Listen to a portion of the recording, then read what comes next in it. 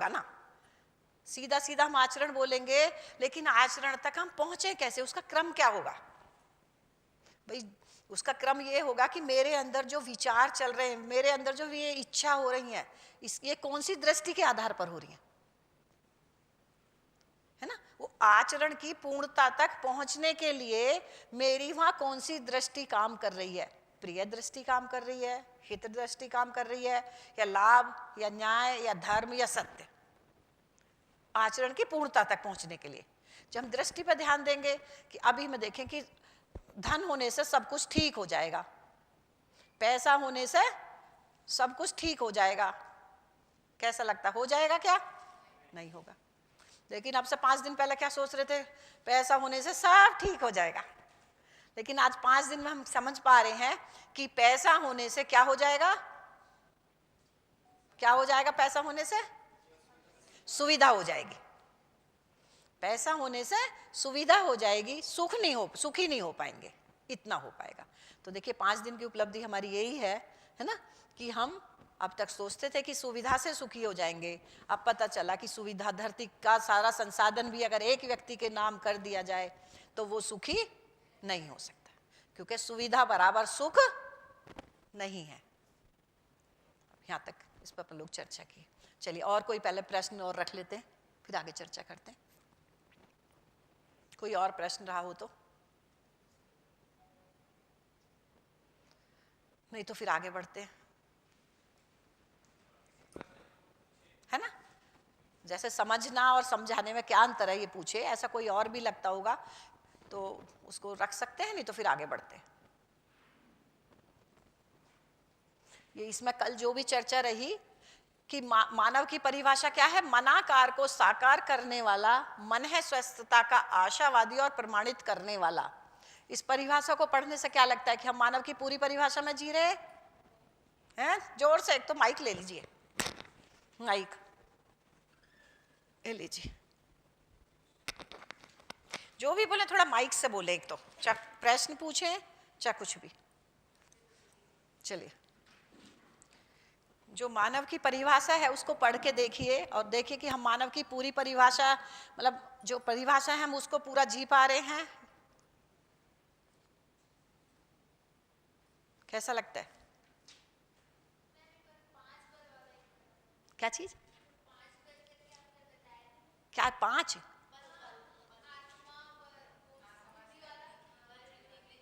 अच्छा अच्छा अच्छा, ठीक, अच्छा अच्छा, उसके लिए तो फिर पूरा चार्ट बनाना है। जीवन क्रियाओं को तो फिर पूरा चार्ट बनाना पड़ेगा, इसलिए मैं बार बार कल पूछ रही थी। 5 बल के खाली नाम पूछ रहे हैं क्या? मन, वृत्ति, चित्त, बुद्धि, आत्मा। अच्छा ऐसा ऐसा, ठीक है, चलिए इसको एक फिर ऐसा रख लेते हैं। देखिए जीवन में 5 बल हैं। 5 बल क्या है? मन, वृत्ति, चित्त, बुद्धि और आत्मा। और 5 इनको बोल रहे हैं बल। किसको बोल रहे हैं? जो स्थिति में है उसको बल बोलते हैं। 5 अक्षय बल हैं। अक्षय का मतलब क्या है? जो कभी समाप्त नहीं, उनका क्षय नहीं होता, है ना? तो जीवन में 5 अक्षय बल हैं, मन, वृत्ति, चित्त, बुद्धि और आत्मा। और 5 जीवन में 5 अक्षय शक्तियां हैं। क्या? आशा, विचार, इच्छा, रितंबरा और प्रमाण। ये 5 अक्षय शक्तियां हैं। और जीवन में 10 क्रियाएं हैं। 5 स्थिति में है और 5 गति में है। 5 स्थिति में क्या है? आस्वादन, तुलन, साक्षात्कार, बोध, अनुभव। ये 5 क्रिया स्थिति में है। जब हम ये चीज होता है उसकी गति क्या होती है? आस्वादन की गति चयन। भाई हमारे अंदर आस्वादन की क्रिया हो रही है, मतलब हम स्वाद ले रहे हैं। भाई मेरा आस्वादन हो कि मेरे को दिल्ली जाना है, ये मेरे अंदर सुख की अपेक्षा हुई। अब दिल्ली हम तुरंत थोड़ी ना पहुंच जाएंगे, उसके लिए हम चयन करते हैं। ठीक हो गया? आस्वादन स्थिति है और चयन गति है। फिर दूसरी क्रिया, तीसरी क्रिया क्या है? तुलन। तुलन है ना? तुलन, फिर हम अब तुलना करके देखते हैं। अब दिल्ली, ये तो फाइनल हो गया कि दिल्ली जाना है, अब तुरंत दिल्ली चलते हैं, देते हैं, कुछ सोचते हैं, है ना। तो तुलन मतलब तोल तोल के कोई चीज को देखते हैं, दिल्ली क्यों जाना है। अब उसमें मेरी दृष्टि क्या हो सकती है, प्रिय की भी हो सकती है, मेरे को घूमने जाना है ना। हित की भी हो सकती है ना, कोई शरीर स्वस्थता के लिए हमको जाना हो। और लाभ की दृष्टि भी हो सकती है, काम कम देकर जाने की मानसिकता के लिए हम किसी भी उसमें भी जा सकते हैं। और फिर ये भी सोचते हैं कि ट्रेन से जाया जाए, कैसे जाया जाए। मतलब ये क्या हो रहा है हमारे अंदर, विश्लेषण हो रहा है, तुलना कर करके। अब इसको हम बार बार विश्लेषण कर रहे हैं, तुलन कर रहे हैं कि जाया जाए नहीं जाया जाए, ये ठीक रहेगा। ऐसा चलता है हमारे यहाँ, एकदम तुरंत निर्णय ले लेते हैं, है ना। सबके अंदर ये चलता ही है, तब हम उसके बाद में निर्णय लेते हैं। तो ये हो गया तुलन। फिर जब निर्णय हो गया तो अब हो गया कि हाँ जाना है। तो ऐसे करके ये हमारा जो जीना है। और फिर उसके बाद में चित्रण। फिर एक तुलन के बारे में बात हो कि तुलन हमारा कितना होता है, कितने प्रकार का होता है तुलन, 6 प्रकार का। उसके में से हम कितने प्रकार तो तुलन करते हैं, प्रिय, तीन प्रकार का, प्रिय, हित, लाभ, है ना। इस 3 प्रकार के तुलन में हम खड़े हैं। तो हम जब जीव चेतना में जीते हैं तो 3 प्रकार का तुलन है ना। जब संवेदनशीलता में जीते हैं, है ना, या जिंदा रहने के धरातल पर हम जब हैं तो 3 प्रकार का तुलन होता है। और जब जीने के धरातल पर हैं तो हमारा 6 प्रकार का तुलन होता है, प्रिय, हित, लाभ, न्याय, धर्म, सत्य, है ना, पूरा कंप्लीट होता है। तो हम आधा तुलन है, इसलिए 10 क्रियाओं में से हम केवल 4.5 क्रियाओं में जी रहे हैं, है ना। तो 10 में से हमको 4.5 नंबर मिलते हैं पासिंग मार्क्स से। तो उतना ही हमारा जिंदा रहने का काम पूरा हो जाता है, जीना भी शेष है। तो यहाँ तक हम ये जीव चेतना बोले, इसको जीव चेतना मतलब पशुओं के समान, है ना, जीवों के समान जीना इस तरह का है। क्योंकि आहार, निद्रा, भय, प्रजनन पशु भी करता है, हम भी करते हैं, है ना। तो लेकिन मानव का इतना जिंदा रहने से काम नहीं चलता। पशु का और वृत्ति चित्त को अपने अनुसार कराना चाहती है, फिर चित्त बुद्धि को कराना चाहता है, और बुद्धि में गलत जाता नहीं है, बुद्धि उसको अस्वीकार कर देती है। वहां से असंतोष, बुद्धि और चित्त का तालमेल ना हो, बुद्धि उसको अस्वीकार कर देती है। बुद्धि जब अस्वीकार कर देती है तो वृत्ति उसको, चित्त उसको स्वीकार, चित्त की जो बात है बुद्धि स्वीकार नहीं कर पाती, यही असंतोष है। और जब चित्त और वृत्ति उसके जो विचारों में, क्योंकि जब सही इच्छा होगी तो वो पूरी ही होगी, है ना। जब इच्छा सही होगी तो वो पूरी होगी, विचारों में द्वंद्व नहीं होगा। और जब इच्छा गलत होगी, मान ले कि धन होने से सब कुछ ठीक हो जाएगा, अब पता चला कि धन चाहे कितना भी कमा ले सब कुछ ठीक नहीं होगा, है ना। तो अब क्या हो गया, एक इच्छा पूरी हुई, एक जॉब लगा, उस जॉब में फिर तृप्ति नहीं मिली, फिर बहुत से बड़ी जॉब, फिर जॉब में तृप्ति मिली, फिर तीसरी जॉब। क्योंकि जॉब कितनी बड़ी जॉब हो जाए, कितना ही पैसा हो जाए, हम सुखी नहीं हो सकते। उससे केवल और केवल शरीर की आवश्यकता की पूर्ति होगी। तो उसके लिए जब गलत इच्छा होगी तो उसको पूरा करने के लिए जो विचार दौड़ेगा, विचार में द्वंद्व होगा, यही अशांति है ना। और उसका जब निर्णय होगा, क्योंकि गलत इच्छा हुई, गलत विचार हुआ, उसका पूरा करने का भी तरीका गलत हुआ, यही दुख है। और फिर जब कार्य व्यवहार में करेंगे, यही प्रकृति में असंतुलन है। और परिवार में संबंधों की जगह सिखवा शिकायत व्यवहार ठीक हो गया। और कल का जो पूछ रहे थे, यही पूछ रहे थे ना। हाँ, अब जो ये जीवन क्रिया है ना, ये इसका बहुत महत्वपूर्ण टॉपिक भी है शिविर का, और बहुत गहन भी है और बहुत कठिन भी है ना। तो ये 2-3 शिविर में धीरे धीरे बहुत आराम से पचने वाली चीज है। क्योंकि देखिए अभी हमारा सारा शरीर के अर्थ में बात होती है, ये हो रही है हमारे जीवन के अर्थ में, जो कभी हम पहले सुने ही नहीं है। क्या मन, वृत्ति, चित्त, बुद्धि, आत्मा, जो कभी हमारा कभी हुआ भी नहीं है। तो हम जो जिंदगी शरीर के लिए उसी को ठीक से नहीं हो पा रहा है, तो भी और गहरी बात है। तो धीरे धीरे बैठेगा ना, जैसे जैसे मन लगाएंगे ये और अच्छे से बैठेगा। फिर हम मन बोलते हैं, मन बहुत चंचल है, बोलते हैं नहीं बोलते हैं? कभी सुनाए शब्द नहीं, मन बहुत चंचल है। कौन कौन सुने? कौन कौन सुने? मन बहुत चंचल है, एक जगह टिकता ही नहीं है। सभी सुने। मन की चंचलता का क्या कारण है? बताइए, मन की चंचलता का क्या कारण है? अस्थायीता। कोई तो पूछ रहे अस्थायीता का कारण क्या? वही तो पूछ रही हो। नए नए विचार क्यों, मतलब वो मन स्थिर क्यों नहीं होता है?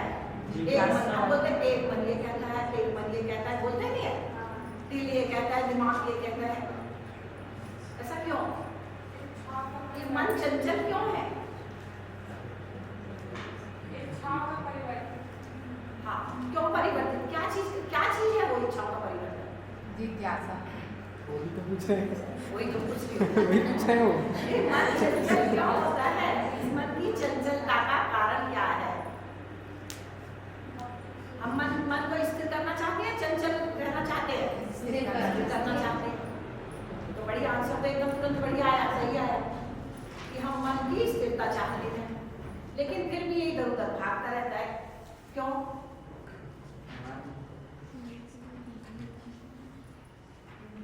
मन का स्वभाव होना, मन का स्थिरता होना ही स्वभाव है, लेकिन फिर ये अस्थिर या इधर उधर चंचलता, इसकी क्यों है? क्यों? क्योंकि मन स्थिरता, मन जो है वो शरीर का हिस्सा है या मन जीवन के रूप में है? जीवन के रूप, है ना? तो जो 5 अक्षय बल है, मन वृत्ति चित्त बुद्धि आत्मा, है ना? तो जीवन, जो पूरा जीवन जिसको बोले मन वृत्ति चित्त बुद्धि आत्मा, इसको जीवन बोल रहे हैं। तो मन तो इसका हिस्सा हुआ ना। तो मन किससे तृप्त होगा? पैसा होने से तृप्त होगा या समझने से तृप्त होगा? समझने से। और मन को हम तृप्त किससे करना चाहते हैं?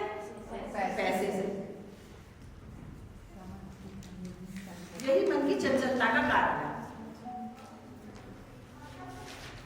मन स्थिरता चाहता है, मन समाधान से सुखी होगा, और समाधान की जगह हम किससे? शरीर की वस्तुओं से, है ना? जो शरीर के माध्यम से, जो जिससे शरीर की जो आवश्यकता है, उससे मन की आवश्यकता को पूरा करने का प्रयास करते हैं। यही मन की चंचलता है, यही मन की थकान है। ना थक गया, थक गए, क्या चीज और थकान? यही तो थकान है। समाधान का ना होना ही थकान है, समाधान का न होना ही बोरियत है। समाधान का न होना ही थकान है, समाधान का न होना ही बोरियत है। और क्यों बोर होते हैं? इसलिए तो होते हैं, है ना? तो मन की स्थिरता कैसे होगी, है ना? मन की स्थिरता समाधान से होगी। समाधान हमारे पास है नहीं, तो हम उसको भौतिक रासायनिक वस्तुओं से, धन पद, है ना, धन पद बल, इनके आधार पर हम उसको पूरा करने की कोशिश करते हैं, इसको पा लेते हैं, फिर अतृप्ति बन गई, फिर दूसरी इच्छा, है ना? चाहे कितना बड़ा जॉब पा लें, चाहे शादी कर लें, चाहे बच्चे हो जाए, चाहे पढ़ाई कुछ भी कर लें, थोड़ी देर बाद फिर अतृप्ति। तो मन की स्थिरता किससे होगी? समझने से होगी, समाधान से।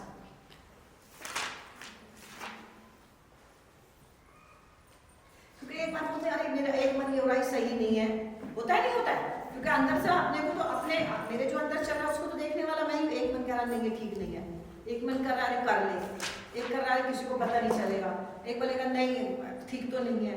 ऐसा हमारे अंदर ये द्वंद्व बना रहता है, यही हमारी थकान है ना? यही हमारा दुख है। जब हमको स्पष्ट होगा कि मेरा होने का पर्पस क्या है, मेरी उपयोगिता क्या है, मेरा लक्ष्य क्या है ना? तो ये स्पष्ट होगा। चलिए बढ़िया। और तो क्या हुआ कि मानव की परिभाषा में हम मनाकार को साकार, मन में आकार कितने प्रकार के आकार होते हैं? आवास, अलंकार, कमल, इसको तो हमने दोनों को पूरा कर लिया। हम चांद तक भी पहुंच गए, हम चांद तक पहुंच गए, पर संबंधों में जीने का पता नहीं है। हम शादी भी कल को चांद पे जाके कर सकते हैं। शादी तो हम कहीं भी कर ले, जीना तो साथ में होगा। अब जयमाला की धूम पर जाके डलने लगी है, अब कहीं भी डालो, अंतरिक्ष में भी जाके डालो, अंतरिक्ष में जाके भी जयमाला डाल लेना, जीना तो धरती पे ही होगा, आगे मानव के साथ ही होगा। मानव के साथ जीने की योग्यता नहीं है ना? अंतरिक्ष में कुछ कर लो, कुछ नहीं होने वाला है। क्यों? क्योंकि शादी का पर्पस ही पता नहीं शादी करने के बाद।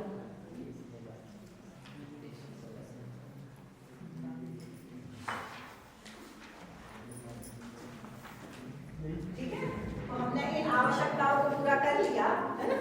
जो शरीर की जो मन के आकार, मतलब मन में जो आकार बनते, आहार, आवास, अलंकार, गमन, दूरदर्शन, श्रवण की किसकी आवश्यकता? शरीर की या जीवन की? जोर से बोलिए। शरीर है ना? आहार, आवास, अलंकार, दूरगमन, दूरदर्शन, दूरश्रवण, शरीर की आवश्यकता, इसको हमने पूरा कर लिया। लेकिन तृप्ति नहीं मिली, क्योंकि जो मनाहार, जो मन स्वस्थता, जो मन मेरा कैसे स्वस्थ होगा? मेरा मन स्वस्थ कैसे होगा? समझ से, समाधान से, है ना? तो जो मन स्वस्थता है वो पता नहीं है, वो ही मेरे दुख का कारण है।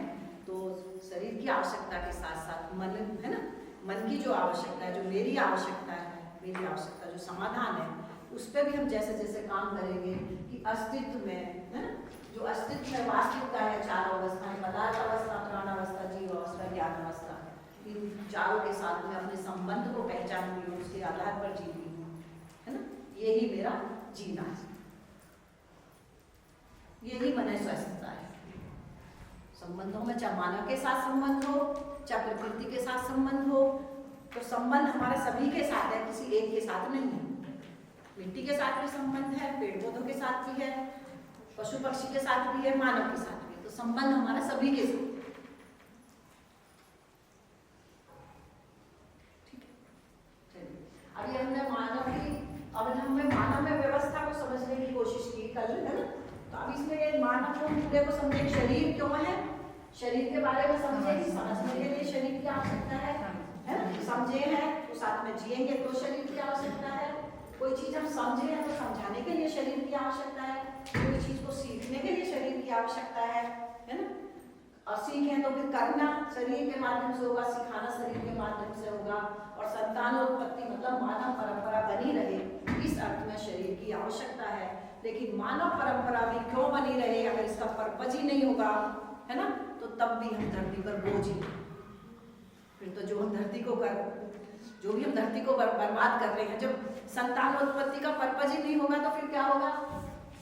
वही होगा जो उसकी बात कर रहे थे, क्या होगा? ग्लोबल वार्मिंग और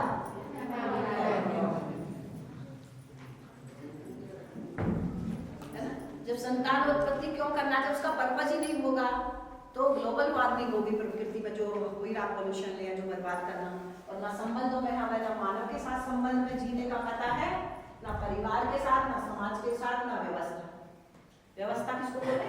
जैसे आपकी एजुकेशन व्यवस्था है ना, हेल्थ एजुकेशन, ये सब व्यवस्था ये मानव का है ना। हेल्थ एजुकेशन हो, चाहे स्वास्थ्य, अभी जैसे ये दीदी सुबह बात कर रहे थे कि आज सुबह दीदी समझेगा वो उसको आगे करेगा, और जो समझेगा, जो जिस जगह खड़ा है, मतलब जिस भी वो उसमें है, मान लो टीचर है ना, तो आप वहीं से उसको स्टार्ट करोगे। आपके उसमें तो हर क्लास में आपको तो 50-60 बच्चे मिलने वाले हैं, कल कितने साल तक आप पढ़ाने वाले हो, तो आप एक बच्चे को स्वस्थ मानसिकता दे पाए आने वाली पीढ़ी को, तो ये आपकी जिम्मेदारी बनती है। वो कब दे पाएंगे? जो हमारे पास होगी, खुद के पास। कैसा लगता है? सोचने से, सुनने से खराब लग रहा होगा? सुनने से ठीक लग रहा है ना? जब सुनने से ठीक लगता है तो लगता है हाँ सही बात है, क्योंकि हम भी परिवार में ही है भाई। कल हम किसी का शोषण कर रहे हैं, हमारा कोई और कर रहा है, इतना ही हो रहा है भाई। हम बच्चों को ठीक से नहीं पढ़ाएंगे, कोई हमारे बच्चों को पढ़ा रहा है वो ठीक से नहीं पढ़ाएगा, तो ना हम हमारे पढ़ाए ठीक से जिएंगे, जो हमारे बच्चे किसी और ने पढ़ाएगा वो ठीक से जिएंगे। तो इसलिए जो मैं बार बार बोल रही हूँ कि एक मेरे परिवार के सुखी होने के लिए पूरे सभी का समझदार होना, धरती पे समाज में अभय होना मेरी आवश्यकता है। ये किसी के लिए, किसी के ऊपर एहसान नहीं है, ये सम्मान पाने का आधार नहीं है। ये एक मेरे परिवार सुखी होने के लिए इसको समझना, इसके आधार पर जीना, है ना, और जीने के लिए और लोगों को प्रेरित करना, ये हमारी खुद के लिए, खुद की आवश्यकता है। ऐसा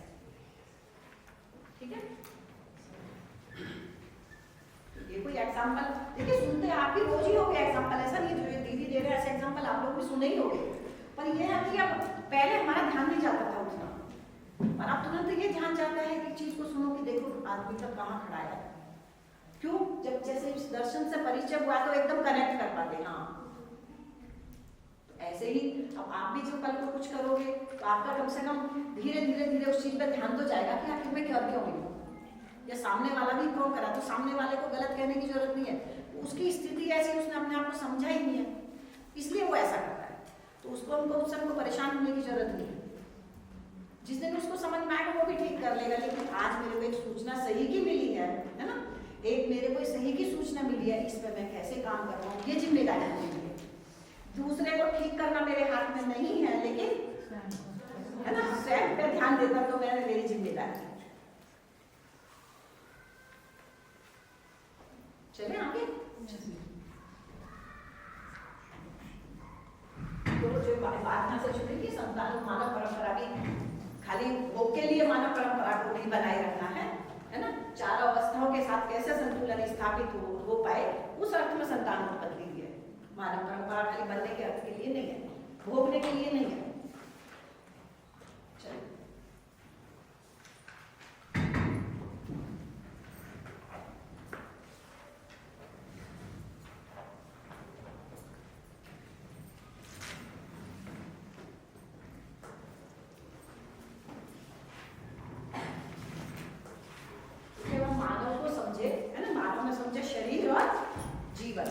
अब इसमें एक निष्कर्ष के रूप में दो चार पॉइंट मैं बोलती हूँ, दो चार पॉइंट आप रखिए कि मानव को समझे तो मानव को समझने से हमको क्या क्या चीज स्पष्ट हुई। मानव क्या है, पॉइंट लिखिए और कुछ एक दो मैं जोड़ दूँ, एक दो मैं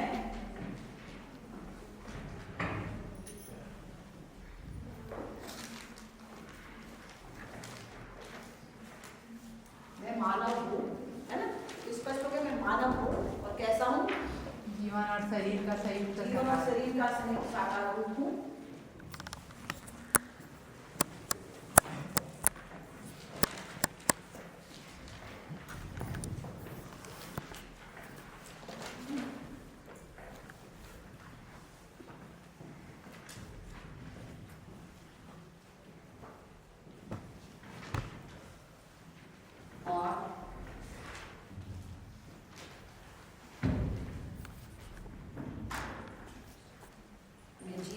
मैं मानव हूँ, है और कैसा हूँ, जीवन और शरीर का साकार रूप हूँ। और मैं निरंतर सुखी होना चाहता हूँ, है ना, मैं निरंतर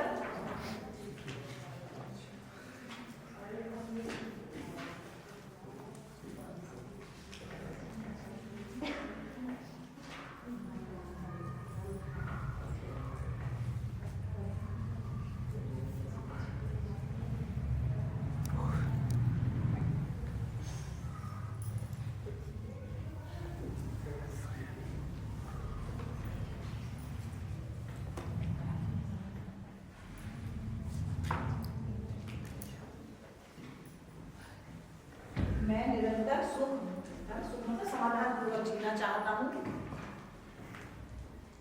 यहाँ कुछ ऐसा अपने में जांचते नहीं कि मैं ऐसा ही हूँ या कुछ और हूँ, क्योंकि जो पहले दिन ही बात हुई थी कि अपने को किसी चीज को मानना नहीं है। अब इसको अपने में ऐसा जो लिख रहे हैं इसको जांचते रहे कि मैं मानव हूँ, शरीर और जीवन का संयुक्त साकार रूप हूँ और मैं निरंतर सुख समृद्धि, बल्कि सुख समृद्धि दोनों ही लिख लीजिए। मैं सुख समृद्धि पूर्वक जीना चाहता हूँ, भाई सुख भी चाहता हूँ और समृद्धि भी चाहता हूँ। तो मैं निरंतर सुख पूर्वक और समृद्धि पूर्वक, पूरा एक ही लाइन में कर लीजिए, मैं निरंतर सुख समृद्धि पूर्वक जीना चाहता हूँ।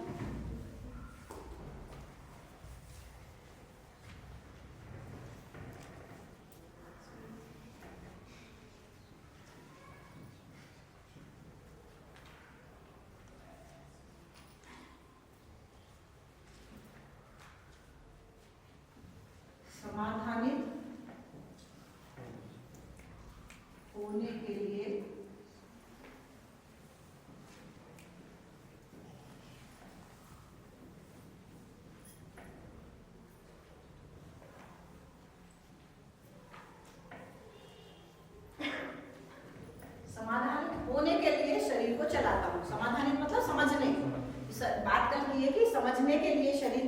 आवश्यकता, अगर हमारे पास शरीर नहीं होगा, है ना, जब हमारा शरीर खत्म हो जाएगा तो समझने का काम नहीं होगा।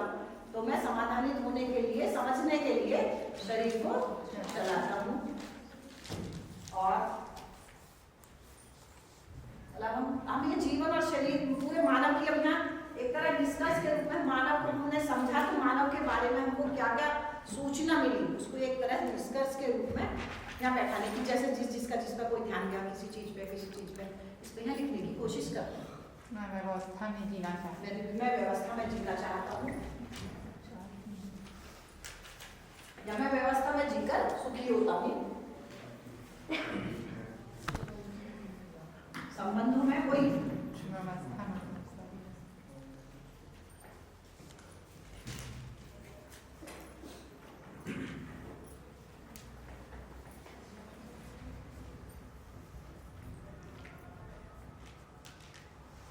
और मुझे सुविधा और सम्मान दोनों चाहिए। हाँ, मैं निरंतर सुख और समृद्धि पूर्वक जीना चाहता हूँ। समाधान भी हो, समृद्धि, तो सुविधा भी हो और सुख, है ना, सुख भी हो, है सम्मान। हाँ, समाधान है तो फिर सब वही निरंतर सुख हो गया, मतलब वही सब सम्मान हो गया। अलग अलग भी लिख लीजिए आप, है। मैं सम्मान पूर्वक, जीवन की आवश्यकता सम्मान है और शरीर की आवश्यकता सुविधा है, लिख लीजिए आप एक्स्ट्रा। जीवन की आवश्यकता समाधान है, जीवन की आवश्यकता सुख है और शरीर की आवश्यकता सुविधा है। दोनों चाहिए, जिसको खूब अच्छे से लिख लीजिए, दोनों की आवश्यकता है, दोनों चाहिए, साथ साथ चाहिए। सुविधा से सुख नहीं और सुख से सुविधा नहीं। तो सुविधा भी की भी आवश्यकता है और सुख का समाधान भी की भी आवश्यकता है, और जो शरीर के लिए चाहिए सुविधा भी चाहिए और जो समाधान मेरे जीवन की जो आवश्यकता है, दोनों चाहिए, साथ साथ चाहिए। और मैं जीने की अपेक्षा में जिंदा हूँ।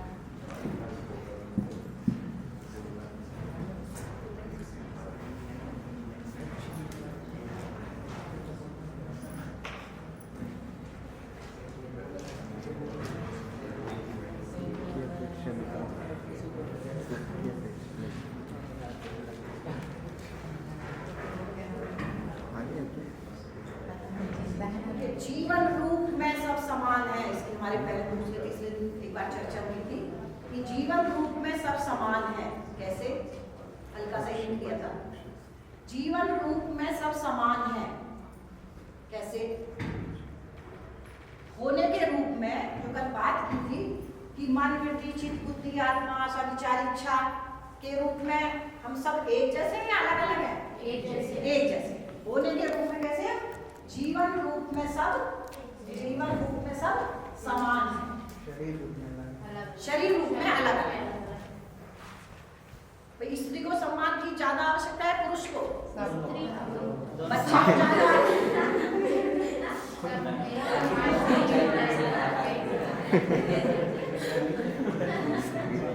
बच्चे को ज्यादा आवश्यकता है, बूढ़े को? पढ़े लिखे को ज्यादा आवश्यकता है, अनपढ़ को? गोरे को, काले को, शिक्षित को, कम पढ़े, किसी को भी कर लीजिए, है ना। सबको सम्मान की समान आवश्यकता है। और होने के रूप में, जीवन रूप में सब समान है, चाहे स्त्री हो, चाहे पुरुष हो, चाहे गोरा हो, चाहे काला हो, है ना, चाहे शिक्षित हो, चाहे अशिक्षित। तो सबके लिए जीवन रूप में, होने के रूप में सब समान है, और शरीर के रूप में अलग अलग है।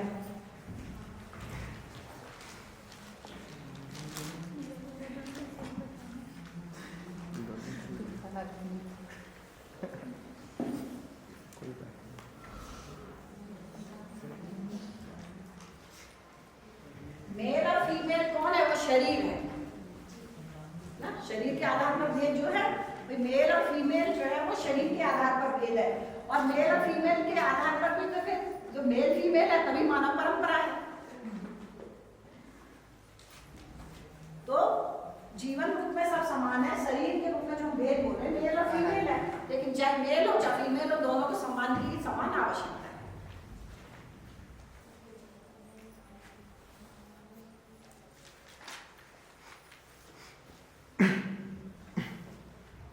और दिया। मानव का प्रत्येक कार्य या प्रयास सुख प्राप्ति के सुख प्राप्ति के लिए, है ना, वही हो गया ना कि मानव समाधान को जीना चाहता है, समाधान के लिए है, समाधानित होने के लिए ही मेरी शरीर की आवश्यकता है। अभी क्या लगता है शरीर भोग के लिए है, अभी क्या लगता है कि भोग के लिए शरीर है। बात संज्ञानशीलता और संवेदनशीलता पे जो बात की है कि संज्ञानशीलता जब ज्ञान पूर्वक जीते हैं तो संज्ञानशीलता में संवेदनाएं नियंत्रित रहती ही हैं। संवेदना संज्ञानशीलता के प्रकाश में संवेदनाएं नियंत्रित खत्म नहीं होती हैं, क्योंकि बात या फिर देखिए कोई भी चीज में खत्म करने की छोड़ने की बात नहीं हो रही है। तो संज्ञानशीलता ज्ञान पूर्वक हम जीते हैं तो उसके प्रकाश में संज्ञानशीलता के प्रकाश में संवेदनाएं नियंत्रित रहती है। जब जो अभी हमको लगता है कि भोग अतिभोग बहुभोग में ही सारा सुख है, और फिर उससे व्यवस्था होगी या अव्यवस्था होगी, क्योंकि हमको पता ही है कि इंद्रियों में ही सारा सुख है। क्यों? ये कहाँ से आ रहा है ये दृष्टिकोण कि इंद्रियों में ही सारा सुख है? ये दृष्टिकोण कहाँ से आ रहा है? क्योंकि हमने स्वयं को शरीर, ये दृष्टिकोण इसलिए आ रहा है कि हम स्वयं को शरीर मानते हैं, है ना, सब स्वयं को शरीर मानते हैं, इसीलिए हमारा 24 घंटे शरीर की आवश्यकता की पूर्ति में हम लोग लगे हैं। जब ध्यान जाएगा कि मेरी भी आवश्यकता है, शरीर की भी आवश्यकता है, दोनों को पूरा करने का तरीका अलग अलग है, एक समाधान से होगी और एक सुविधा से होगी। सुविधा कैसे आएगी? कुछ उत्पादन करेंगे, ठीक हो गया।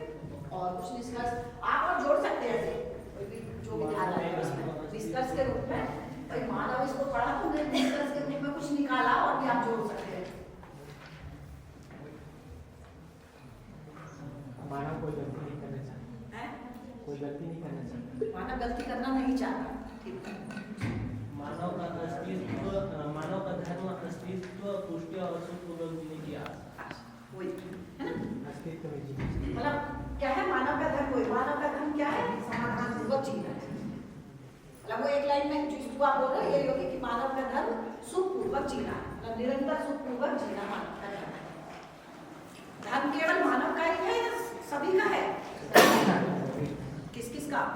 पदार्थ अवस्था का धर्म है ना, पदार्थ अवस्था का धर्म है, प्राण अवस्था का धर्म पुष्टि, जीव अवस्था का धर्म जीने की आशा, और मानव का धर्म सुख पूर्वक जीने की आशा।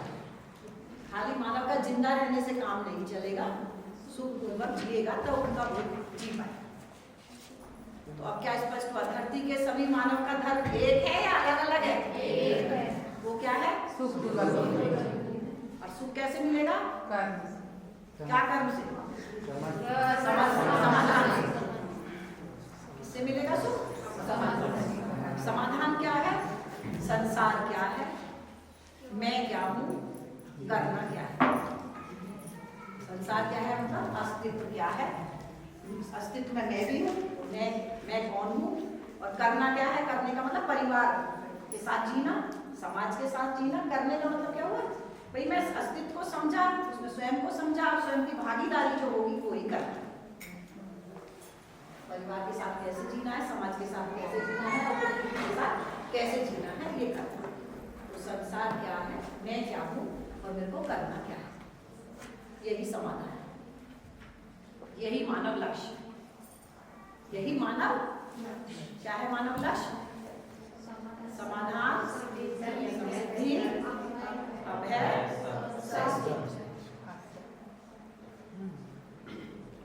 समाधान स्वयं में होने से है ना, उसमें मेरे पूरे परिवार का जीना नहीं होगा, है ना। समाधान परिवार में समृद्धि होगी तभी जीना होगा, समाधान समृद्धि अभय, समाज में अभयता होगी तभी जीना होगा। नहीं तो हम सुरक्षित अपने आप को असुरक्षित महसूस करेंगे।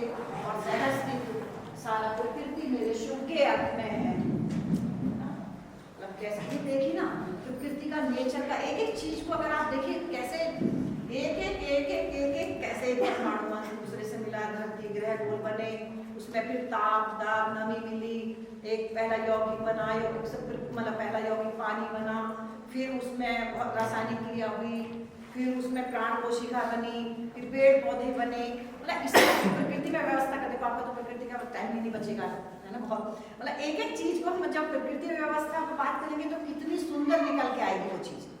और फिर वहाँ पेड़ पौधे हुए, पेड़ पौधे कल को पशु पक्षी खाएंगे, उसके बाद पशु पक्षी का बनना, फिर उसके बाद मानव आएगा। मतलब कितनी सुंदर व्यवस्था अगर हम प्रकृति को देखेंगे तो प्रकृति का मतलब है पूर्णता के अर्थ में प्रकृति अपने आप में पूर्ण है, केवल मानव को छोड़कर। जो प्रकृति में क्या है, चारों अवस्थाएं हैं, तो चारों अवस्थाएं अपनी पूर्णता के साथ है, मानव को छोड़कर। तो मानव के पास कल्पनाशीलता है, जो बात किए, मानव के साथ कल्पनाशीलता है और कर्म स्वतंत्रता है। पशु के पास ना तो कल्पनाशीलता है ना कर्म स्वतंत्रता।